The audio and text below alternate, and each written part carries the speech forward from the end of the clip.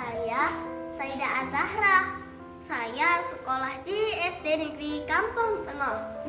Kali ini saya akan menceritakan sebuah legenda yang berjudul Legenda Batu Menangis. Penasaran gak kalian? Ayo dengar ceritanya. Pada zaman dahulu kala, hiduplah seorang janda tua dan anaknya. Anaknya bernama Darmi. Ayah Darmi sudah meninggal sejak Darmi kecil. Dahulu mereka hidup berkecukupan, tapi sekarang ibu Darmi harus bekerja keras sejak ayah Darmi meninggal. Ibu Darmi harus bekerja keras demi Darmi, anak satu-satunya.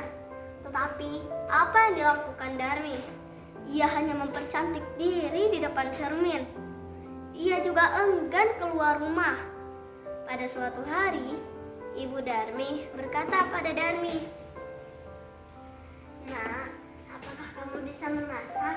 Setelah memasak, kamu bisa mengantarkannya ke ladang untuk ibu?"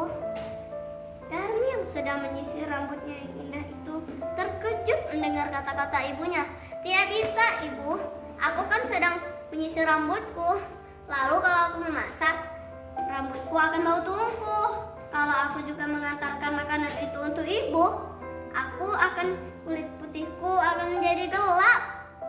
Aku tidak mau. Ibu saja masak sendiri." Ibu Darmi dengan kata-kata kecewa. Darmi sangat kecewa. Ia pergi dari rumah dengan kata-kata yang kecewa. Setelah sampai di ladang, ibu Darmi langsung mengutip hasil panennya. Ketika lelah, ia meminum air kendi yang dibawanya.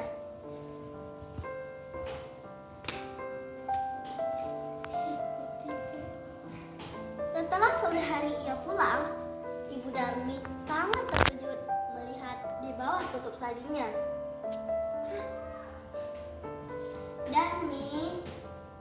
Darmi yang mendengar suara ibunya pulang, langsung datang dan memarahi ibunya. "Ibu, aku lapar. Kenapa ibu tidak memasak?" "Tadi kan ibu sudah menyuruhmu untuk masak. Kenapa kamu tidak masak?" Terserah ibu sajalah. Aku pergi." Keesokan harinya, ibu Darmi mengajak lagi Darmi.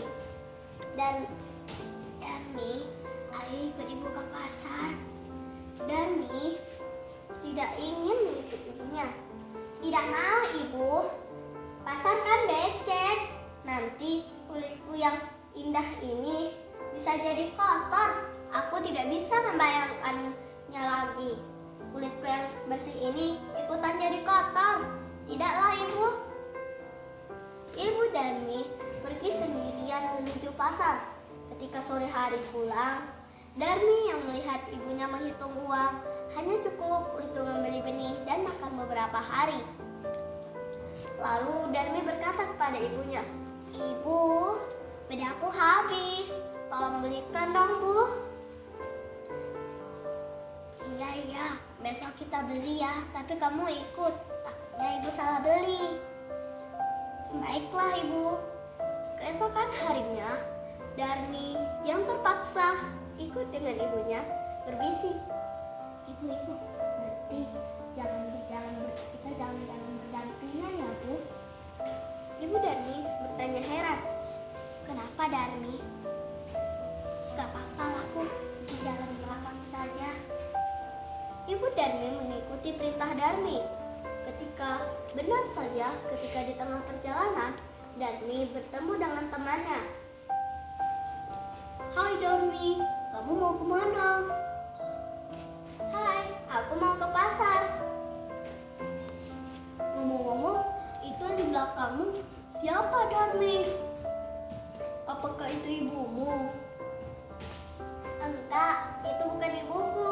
Itu pembantuku. Amit-amit deh itu ibuku." Ibu Darmi mendengar perkataan Darmi sangat sedih.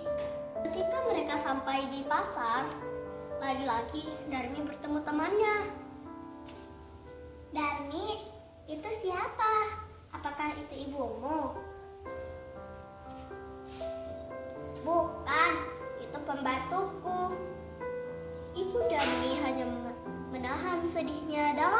sekuat tenaga.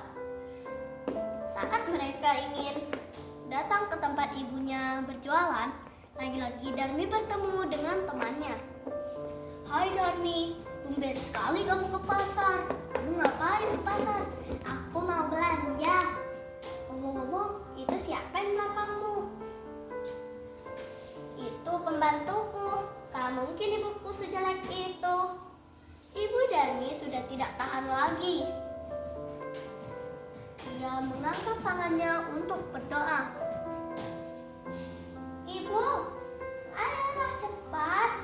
Nanti kita terlambat." Darmi yang melihat tingkah ibunya terheran-heran. Apalagi ibunya mengangkat tangan seperti berdoa.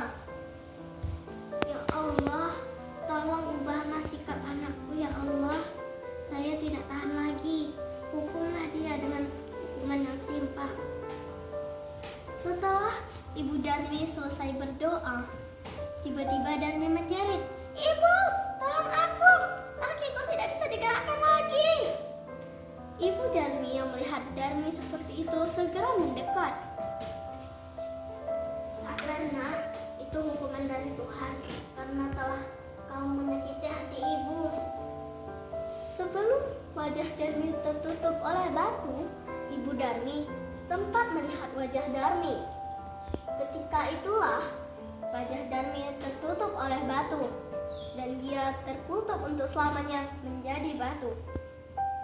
Akhirnya batu Darmi itu disingkirkan oleh warga ke tebing yang jauh tinggi di sana. Sampai sekarang batu itu masih ada di Kalimantan Barat. Nah, teman-teman, dari cerita yang saya ceritakan tadi, kita dapat mengambil pesan moralnya adalah: 1. Kita tidak boleh mengakukan orang tua kita seperti pembantu kita. Yang kedua, kita harus menurut perintah orang tua. Yang ketiga, tidak boleh menyakiti hati orang tua. Nanti kita akan dihukum seperti Darmi. Jangan ya. Nah, teman-teman, sampai di sini dulu ya dongeng saya. Semoga kita bisa berjumpa lagi di dongeng selanjutnya. Dadah!